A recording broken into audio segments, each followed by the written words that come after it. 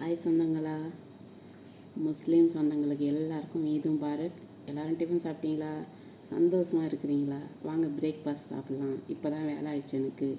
இன்றைக்கி ஈரானி குப்பஸு எங்கள் குவைத்துக்காரங்களுக்கு பண்ணேன். தக்காளி முட்டை.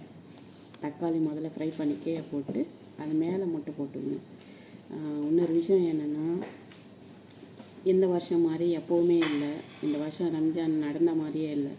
ரொம்ப மனசு கஷ்டமாக இருக்குது, சந்தோஷமாக இல்லை. நீங்களும் ஃபீல் பண்ணாதீங்க.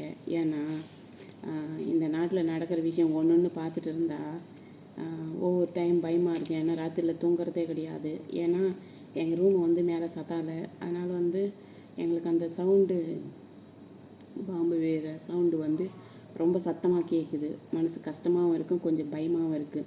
படுத்த உடனே தூங்கிட்டோம்னா நம்மளுக்கு தெரியாது. தூக்கம் கழிஞ்சிச்சுன்னா அப்புறமா நம்மளுக்கு தூக்கம் வராது. ஏன்னா எல்லாருக்கும் பயம் இருக்கும் தானே. ஏன்னா எல்லாத்தையும் விட நம்ம உயிர் தான் நம்மளுக்கு முக்கியம். இந்த உலகத்தில் காசு, வீடு, வாசல், சொத்து இதெல்லாம் வந்து சம்பாரிச்சிக்கலாம். நம்ம கை கால் நல்லா இருந்து நம்மளுக்கு ஆரோக்கியமாக இருந்தால், உயிர் இருந்தால் உடம்புல எது வேணாலும் பண்ணலாம். இந்த உடம்புல உயிர் இல்லாமல் போயிடுச்சுன்னா என்ன பண்ண முடியும்? ஒன்றும் பண்ண முடியாது. எல்லாருக்கும், முஸ்லீம் சொந்தங்களுக்கு எல்லாருக்கும் ஈதும் பாரக். வாங்க டிஃபன் சாப்பிடுவீங்க. பிஸ்மில்லா. எங்கள் வீட்டில் எல்லோரும் சாப்பிட்டுட்டாங்க. கடைசியாக நான் தான் சாப்பிட்றேன். வேறு என்ன, இன்னொரு முக்கியமான விஷயம் என்னென்னா, எங்களுக்கு ஈதுக்கு எங்கள் மேடம் ட்ரெஸ் வாங்கிட்டு வந்தாங்க. வீடியோ போடுறதுக்கு டைம் இல்லை. எங்களுக்கு ட்ரெஸ்ஸும் வாங்கிட்டு வந்தாங்க. அதையே காசு கொடுத்தாங்க. அதனால தான் நான் அதை வீடியோ பண்ணல.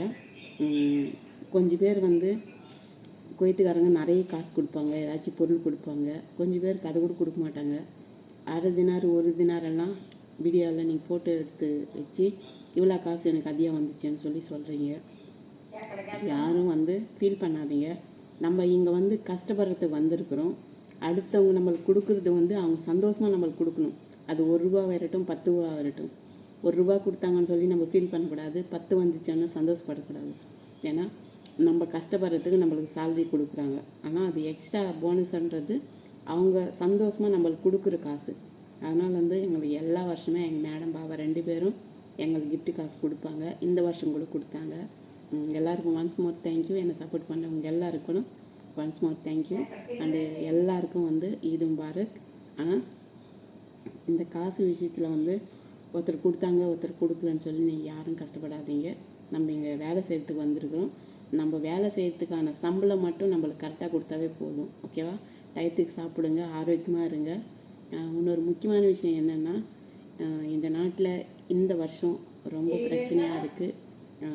இந்த பாம்பு போகிறதுக்காக எல்லோரும் டென்ஷன் படுவாங்க. சுகரு, ப்ரெஷர் இருக்கிறவங்க ரொம்ப டென்ஷன் எடுத்துக்காதீங்க. ரிலாக்ஸாக இருங்க. எனக்கு கூட இருக்குது அந்த ப்ராப்ளம். அதனால தான் சொல்லிட்டு இருக்கிறேன். டயத்துக்கு சாப்பிட்டுட்டு சந்தோஷமாக இருங்க. எல்லாத்துக்குமே கடவுள் இருக்கிறாரு. ஏன்னா நீங்கள் எந்த கேஸ்ட்டாக இருந்தாலும் கேஸ்ட் ஃபீலிங் கிடையாது. நம்ம இந்தியாக்காரங்க எல்லாருமே ஒன்று தான். ஏன்னா எல்லோரும் வந்து இந்தியான்னு சொல்லுவாங்க. ஆனால் இந்து, முஸ்லீம், கிறிஸ்டின் எல்லாருமே வந்து நம்ம ஒத்துமையாக இருக்கணும். ஏதாச்சும் ஒரு பிரச்சனைனா ஒருத்தருக்கு ஒருத்தர் உதவி செய்துக்கணும். அதனால் வந்து எல்லாருக்கும் சொல்லிட்டு இருக்கிறேன். நீங்கள் முஸ்லீமாக இருந்தால் துவா பண்ணுங்கள். இந்து சாமியாக இருந்தால் நீங்கள் அடுத்தவங்களுக்காக சாமிக்கிட்ட வேண்டிங்க.